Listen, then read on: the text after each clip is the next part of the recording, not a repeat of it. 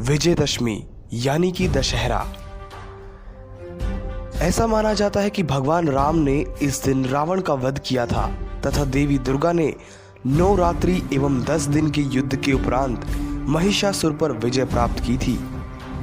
इसे असत्य पर सत्य की विजय के रूप में भी मनाया जाता है और इसीलिए इस दशमी को विजयदशमी के नाम से भी जाना जाता है। लेकिन क्या आप वाकई विजयदशमी के वास्तविक अर्थ को जानते हैं? सामान्य लोग केवल इतना ही जानते हैं कि इस दिन श्री राम ने रावण का वध किया था और माता सीता को उसके चंगुल से छुड़ाया था। पर क्या सच में रावण का वध हो गया? रावण के वध से पहले हमें यह जानना जरूरी है कि रावण आखिर था क्या, आखिर रावण का अर्थ क्या है। कहीं वो आज भी हमारे बीच मौजूद तो नहीं है?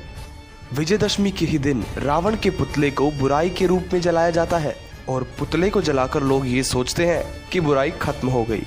लेकिन सच्चाई ये है कि बुराई पुतले में नहीं बल्कि उनके अंदर ही है। इसी तरह कुछ लोगों का मानना ये है कि रावण के 10 सर थे और दूसरी ही तरफ कुछ लोग इस चीज़ को नकारते हैं कि ऐसा तो संभव ही नहीं है। वैसे मैं आपको बताना चाहूँगा, हमारी भारतीय संस्कृति बहुत ही ज़्यादा रिच है। उस समय पर जो कुछ भी लिखा गया वो बड़े ही सोच समझ कर लिखा गया था।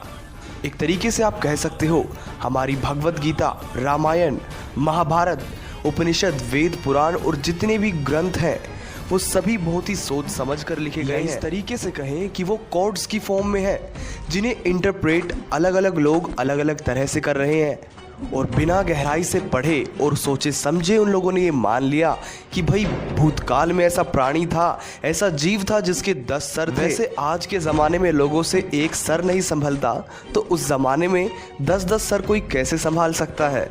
वही इसे समझने का दूसरा नज़रिया ये है कि हम ये समझें कि रावण के 10 सर 10 तरह की बुराइयों के प्रतीक थे, जिसमें से अगर हम बात करें, पहला काम, दूसरा क्रोध, तीसरा लोभ, चौथा मोह, पांचवा गौरव, छठा ईर्ष्या, सातवां मन, आठवां ज्ञान, नौवां चित्त और 10वां अहंकार। अब हम लोगों को ये समझना है एक खुले मस्तिष्क के साथ कि क्या वो बुराइयाँ, क्या ये सभी 10 तरह की बुराइयाँ उस रावण के पुतले में है या हम सभी इंसानों के अंदर ही है। अपने विचार हमें कमेंट सेक्शन में देना ना भूलें और साथ ही आप सभी को हमारे चैनल की तरफ से विजयदशमी की हार्दिक शुभकामनाएं। मैं प्रे करता हूं कि इस विजयदशमी पर आप सभी के अंदर की बुराई खत्म हो जाए या फिर आप एटलीस्ट ट्राई करें बुराई को खत्म करने का।